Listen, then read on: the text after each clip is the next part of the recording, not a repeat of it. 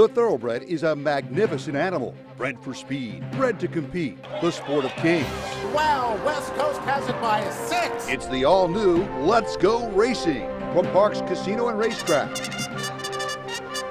It's action-packed and fun for the entire family. 3 of them are right together with 1 furlong to go. Let's Go Racing is brought to you by the Pennsylvania Thoroughbred Horsemen's Association. It's fun to see them run. A very pleasant good morning, racing fans, and welcome here to Parks Racing for Let's Go Racing. This past week was a big weekend in the 3-year-old division. We'll start down in Florida, of course. The Grade 2 Holy Bull Stakes, Maximus Mischief making his 3-year-old debut. Our local race of the week is an optional claimer at 6.5 furlongs, a wide open field. We'll see who took home the winner's share of the purse in that one. We'll also have coverage from the West Coast. Bob Baffert involved in the Robert Lewis Stakes and up to New York for the Grade 3 Withers. And John Service will join us and talk about his big filly jaywalk here in just a little bit. Hi everybody, Keith Jones down on the beautiful first floor here at Parks Racing. My Eclipse Award-winning friend Dick Girardi. And Dick, the 3-year-old division, a big weekend. It was a huge weekend, especially here locally, as Maximus Mischief was making his first start. Now, Dick, it has been 2 months since he raced, so that is a little bit of a layoff. He's making his 3-year-old debut. He went down to Gulfstream Park, has had 3 workouts, but there were some issues with just about all 3 of them. Right, the first one he kind of was flipping his leads in the stretch, which we've seen him do before, but it was a little strange. Second one, he went fast early, slow late. Right. Then the third one, they had to postpone it by a couple of days because of the weather, so he actually worked the Monday of the race. Typically, they like to work them the Saturday before the race. So, yeah, not terrible, but not perfect either. And we've discussed it many times here on the show before. When you're competing at this level, you really do want things to go as the game plan suggests. Right, and sometimes there's nothing you can do about it. Things change, and they wanted to get Jose Ortiz on the horse prior to the race. Jose got a chance to work him a Monday before the race, and obviously he was riding him for the first time. Well, Dick, we have a lot to get to, so let's go down to Gulfstream Park for the Holy Bull. It's a distance of 1 mile and 1/16, a big pot of $350,000, and again starting to accumulate those all-important Derby points. Dick, Maximus Mischief drew post number 8. It's a very short run into that first turn at a mile 16th at Gulfstream. He gets skipped back down to 4 to 5. Now, Dick, he went a mile and an 1/8 in the Remsen, so he's actually turning back a little bit in distance today. Right, certainly the distance did not appear to be a concern as he headed into the race, and then they scratched another speed horse on the outside, the 10 going for gold. Looked like there was maybe only 1 or 2 other speed horses, and Maximus Mischief is so fast away from the gate that I was never particularly concerned about what kind of early position he would get. He always gets a great spot. The second choice here is number 6, Mios, who goes off at 2 to 1. He's coming out of the Jim Jerkins barn. He has been down at Gulfstream Park. He won in a 1-turn mile, but this is the first time that he's been around 2 turns. Right, it was an impressive win. He got a 90. He closed nicely, but look, Maximus Mischief on paper, just towers over the field. He has what we call in Beyer World omni-figs. Every figure he's ever run is better than any figure any horse in the race has ever earned. Those horses usually don't lose. Well, Dick, there's a lot to talk about after the race, so let's take a look. Here's the running of the Holy Bull. And they're off in the Fasig-Tipton Holy Bull. It was an excellent beginning for Maximus Mischief, who's heading off for the early lead, but down at the inside, Epic Dreamer is on the offensive early, and Epic Dreamer flies away to a 1.5 length lead. Up on the outside, Maximus Mischief gets the second spot early with Mijos away in third. Come On Jerry on the outside fourth, followed by Everfast, who's toward the rail fifth. Federal Case is between horses ahead of Gladiator King. Garter and Tie is eighth, and ninth and last is Harvey Wallbanger. The opening quarter was 23 seconds flat as they roll into the backstretch. Epic Dreamer and Irad Ortiz Jr. on top by 2. Brother Jose aboard Maximus Mischief races from second. Everfast at the inside third. 3 wide and Come On Jerry. Mijos is in a precarious spot under Johnny V, trying to secure some racing room while in tight. Federal Case is on his outside. Back to Gladiator King out in the center of the course, third last. Second last is Garter and Tie, and Harvey Wallbanger is last. They move to the opening half mile in 46 and 3, and they swing now to the far turn. Up front, it's still Epic Dreamer on top by a 1.5 lengths. Maximus Mischief creeps a bit closer second, but he's given more rein to do it. Back to third in Federal Case, then Everfast. Mijos has got a lot of ground to make up. He just got passed by Harvey Wallbanger, then Garter and Tie. Out the back door are Gladiator King and Come On Jerry as they run to the top of the stretch. It's the Ortiz brothers putting on a show so far. Irad Ortiz and an Epic Dreamer have the lead over Jose Ortiz and Maximus Mischief, who's up on the outside second. Harvey Wallbanger Banger. Got a ground-saving trip. He has the short stretch to work with, but he's under a full head of steam now. Still many chances with less than an eighth to go. Maximus Mischief, Epic Dreamer, Harvey Wallbanger continues to close. Here's Harvey Wallbanger and Epic Fast. It's Harvey Wallbanger!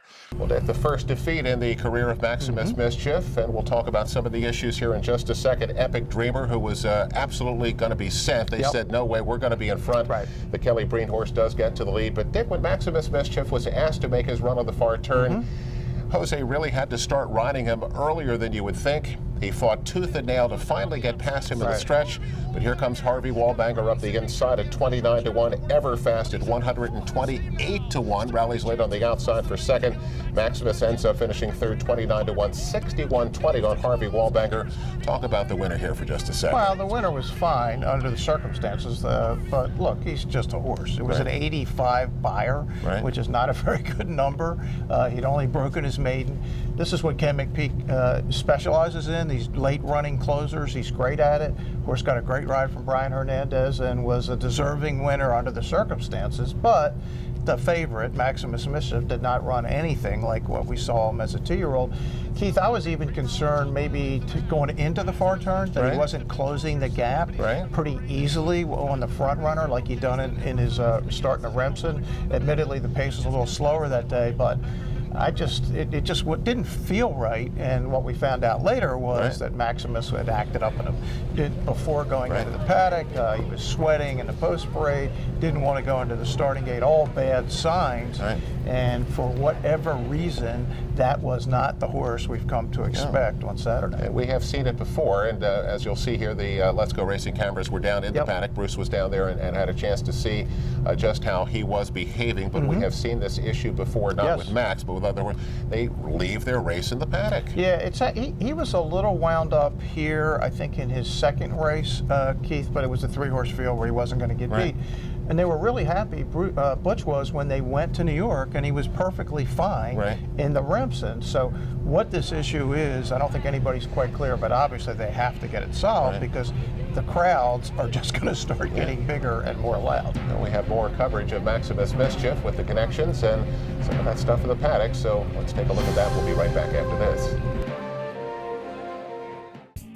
Want to get out of the cold this winter? Well, Parks Racing is just the place to keep you warm and toasty. Parks Racing gives you plenty of horse racing action all winter long. Live racing 3 days a week, Saturday, Monday, and Tuesday. Yes, Sunday is a day of rest from the live action. Catherine Sophia, very impressive. We have simulcast racing every day from tracks all around the country.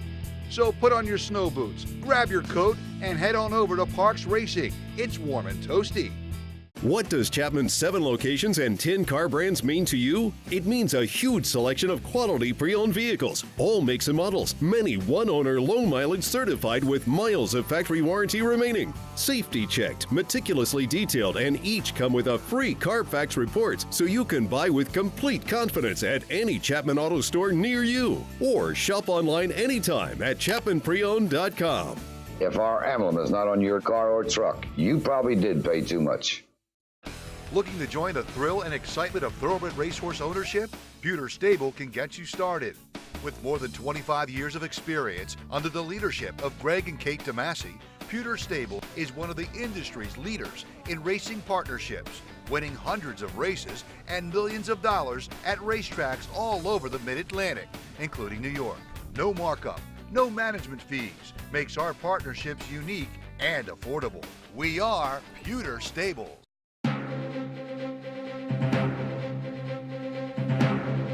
Welcome back, everyone, to Parks Racing for Let's Go Racing. As we mentioned going into the break, Bruce Casella was down at Gulfstream Park with his camera, covering behind the scenes with Maximus Mischief. Feeling very well, very confident. Because he looks confident, so he kind of rubs off on you. He's doing very well. Tell me about this story with you and your wife, this journey you're taking together in a once-in-a-lifetime situation. Absolutely. It's been a long grind. We've been hanging around together the better part of 30 years, along with our daughter Whitney, who's 28 years old now, and through ups and downs and back and forth. It's been a long ride, and this would be a nice way to kind of top it off. Starting to get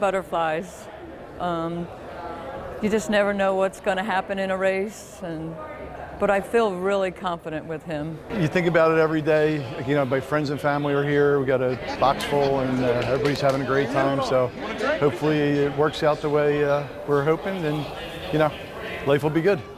Break him sharp though. Make sure he should be forwardly placed on the outside. Should be pro.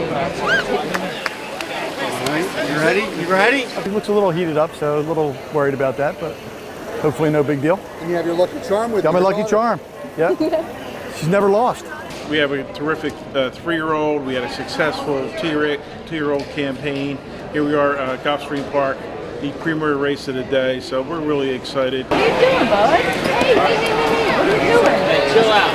Settle down, Big Daddy. Heavily favored is the undefeated son of Into Mischief, number 8, Maximus Mischief.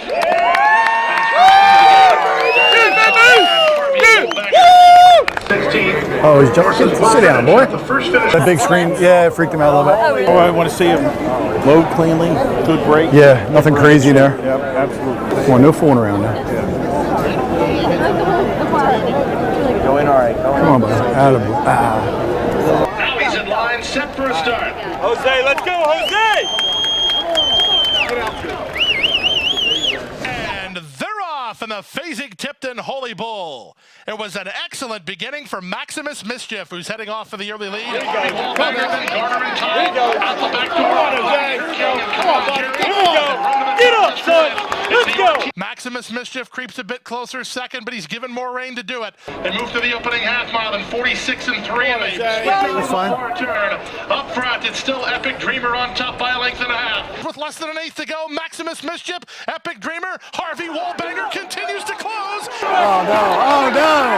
Here's Harvey Wallbanger and Epic Fast. It's Harvey Wallbanger. No excuses. I thought he had a perfect trip. Jose gave him a good ride. I guess we'll wait to see what Butch learns, but I thought he had him at the top of the stretch. I was expecting him to draw away. Didn't happen. That's racing.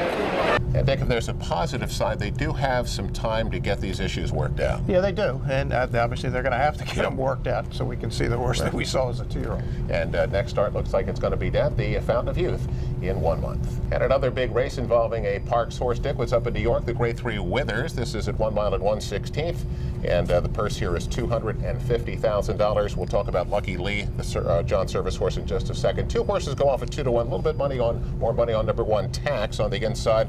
Trader Danny Gargan. Dickey started his career for $30,000, got claimed for $50,000, and then was in the Remsen. Right, and made a good run at Maximus Mischief in that race before finishing 3rd. And the second choice here, number 3, Beretti, 2 to 1. Of course, that's Todd Pletcher coming off his maiden win, first time against Winners. It was interesting. He won, and then they put blinkers on. So, and then Lucky Lee out of the John Service barn edges up late to 4 to 1.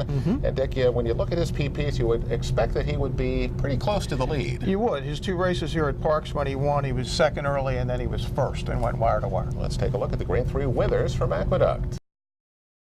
They're off in the Withers. A stumble at the start by Tax, but Tax will be sent to the lead with Admire right up alongside our Brain Trust to their outside, and Not That Brady joins them very deep into that turn. A very wide trip there for Not That Brady as they make their way into that turn. And then toward the inside comes Moretti, who's racing about 3 lengths off the lead. Lucky Lee is next, and Sir Winston at the back of the pack. So they sort themselves out, and Not That Brady's going to make the front as they head to the back stretch. Opening quarter mile in 23.56 seconds. The lead is a length. Our Brain Trust on the outside, second. Texas third at the rail. Admire fourth between those 2. Moretti follows in 5th and races 4 lengths from the front. 3 clear of Lucky Lee. The trailer, Sir Winston, is 10 lengths behind. They continue up the backstretch in the Withers with Not That Brady on top through a half mile in 47.39 seconds, 3/4 of a length ahead of our Brain Trust. Tax is third. Moretti's moving now. Moretti fourth on the outside and only 2.5 lengths behind with a half mile to go. Admire's coming under a ride, and then it's Lucky Lee. And the trailer is Sir Winston as they make their way around the far turn. Not That Brady on top by a full length now with 3 furlongs to go. Our Brain Trust is running along in second. Texas third. Moretti is fourth and now trying to keep up, losing a bit of ground. A 3-wide move there for Lucky Lee. Admire is next. 3/4 in 111.44. And they're into the stretch, and it is Not That Brady off the turn in front. Our Brain Trust bearing down taxes in tight toward the inside, trying to squeeze on through here. Coming to the final 16th, our Brain Trust, Not That Brady, and Tex on the inside. The three of them across the track. Tex on the inside. Our Brain Trust, Not That Brady, fights on between those two. These three coming down to the line in the winners, and Tex does it. And a good finish in the Wither Stakes. Tex gets the nod here at 2-1. And it's time to welcome in John Service. John, trainer of Lucky Lee, the Wither Stakes. Now, going into the race, as you looked at the race, it looked like he was going to be probably pretty close to the lead, but the break didn't go your way. No, and that's what we figured. I told Frankie, speed's holding pretty well. You have to be, within the first 3-4 horses, and he's got enough speed to do that. Let him run away from there, be right close, and if a couple horses go out there ding dong, just sit behind them and wait for your chance. And then when he broke bad, and he was just trying to play catch up from there on out, and just one of them races you got to throw out. So you put a line through that. What do you do next? It's a good question. He's heading back to Florida tomorrow. He's flying out about noon, and we'll train him down there. If he's training good, we might come back in the Fountain of Youth, or maybe the Tampa race. Depends on what he tells us. John, you've said that you think this horse has quality to maybe make it into the big races. What makes you think that? Well, he's trained really well.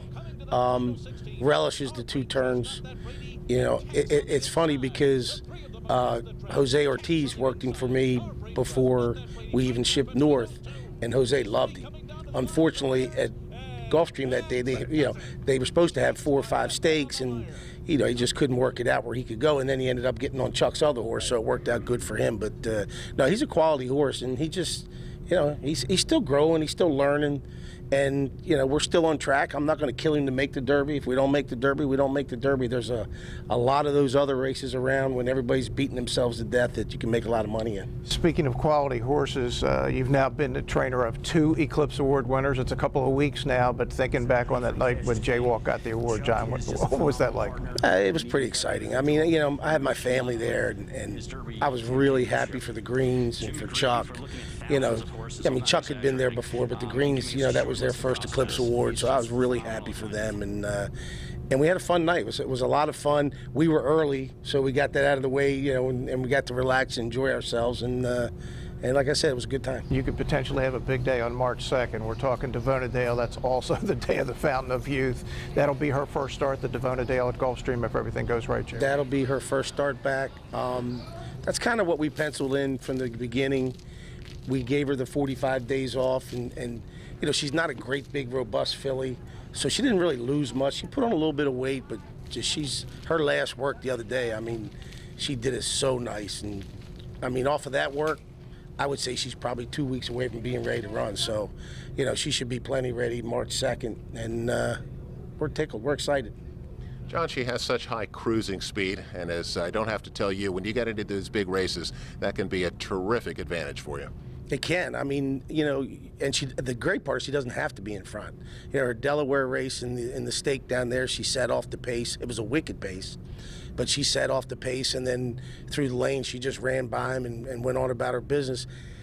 Her cruising speed is so fast, and she does it so relaxed that she just carries it, and she doesn't seem to get tired. Her work the other day, she worked 5 furlongs, and the clocker called me, and I told her, I said, let her gallop out on the run. If she wants to gallop out, let her gallop out. And the clocker called me afterwards and said he got her galloping out a mile 1:43.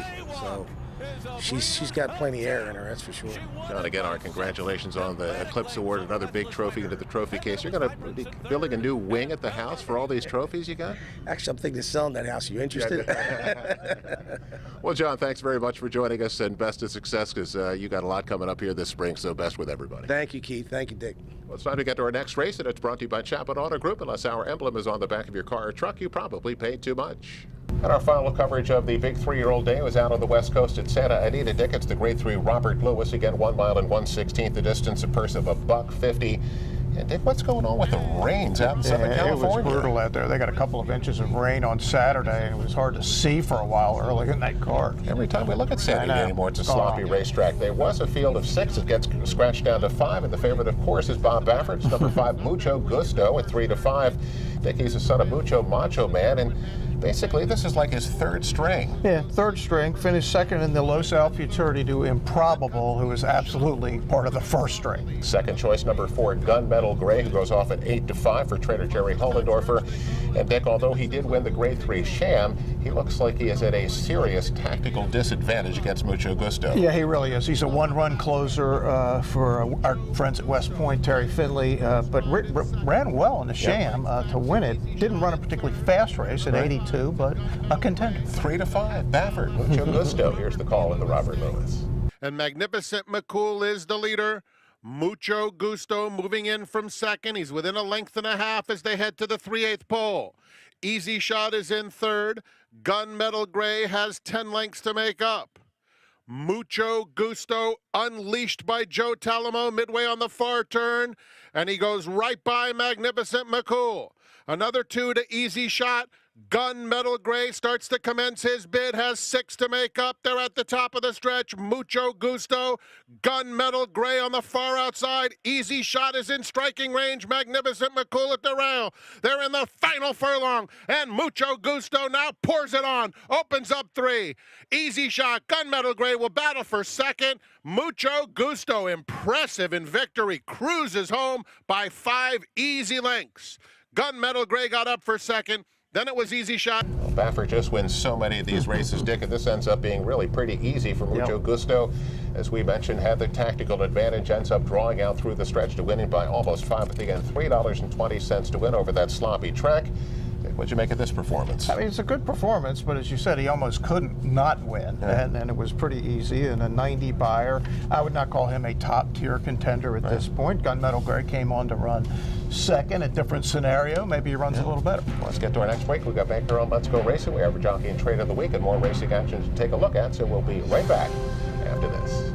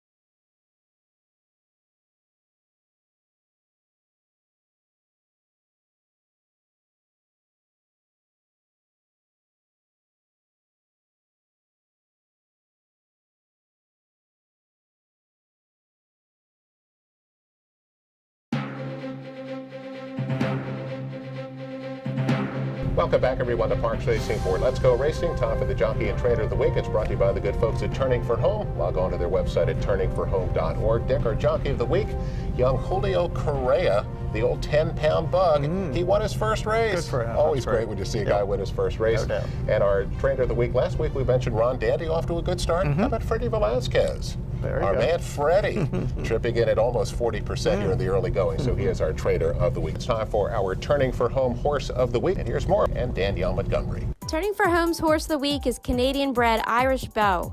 He is a 9-year-old bay gelding by the Irish stallion Sligo Bay. This warhorse ran 50 times, with 6 wins to his credit. Since retiring in 2017, he has been working at Phoenix Equine in Pennsylvania on his softness and moving into frame. His strength is definitely in the dressage realm, with his breathtaking movement and true love of flat work. Irish has been started over fences and shows good potential for jumping. He's also hacked out, gone over bridges and through water. He's easy to handle on the ground, and he's a snuggle bug in his stall. Irish Beau is in search of his forever home, and you can find an application at turningforhome.org. Let's get to race recap, and at the top of race recap is our local race of the week. 6.5 furlongs, optional claimer, $25,000 or second level allowance condition. Number 1, Gem Rose, the 5-2 tepid favorite here for Marcus Zuleta. But Dick, number 5, Lock Key, who was 14-1, only a half length behind Gem Rose last time out. You get 5-2, get 14-1, and here comes Lock Key. Yeah, and going to win pretty convincingly by 2.5 lengths. Wouldn't you like to have $30 and change here? 31.60 wins by 2.5 with another 10-pound bug, Wilfredo Garcia aboard. Let's get back down to Gulfstream Park for the Grade 3 Swale. That's the 3-year-olds at 7/8 for $1.50. Number 5, Call Paul, the Pennsylvania Nursery winner, is the favorite here at 3-2. I think he's a Grade 2 winner, and he's going to win another graded race here. How about this? He won the Saratoga Special. He was third in the Nashua and the Champaign, and was really impressive here, winning the PA Nursery back on December 1st. And it missed the break in here. It just comes rolling for that man, Jason Service, who is clocking in around 50% at the Gulfstream meet. Does Jason ever lose? Rarely. How about $5 to win on Call Paul? And finally back out to the wet West Coast, the Grade 2 San Pasquale.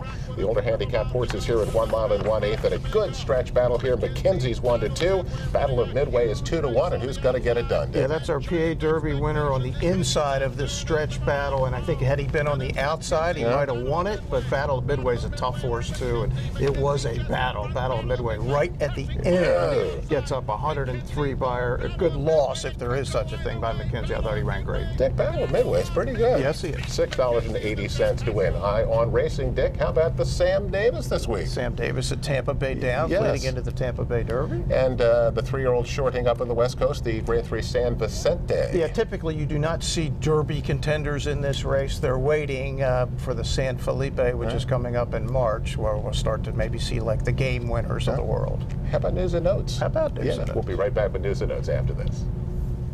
Racehorses are pampered. Treated with care and loved. Nothing is more important than their health and their safety. We do right by them. And they do right by us. The hard-working folks who proudly earn our living in Pennsylvania's horse racing and breeding industries. Horse racing is a lot of fun. But it's so much more. It provides tens of thousands of jobs. Jobs. And billions in economic impact each year. All across the Commonwealth. Horse racing in Pennsylvania. It's a winner.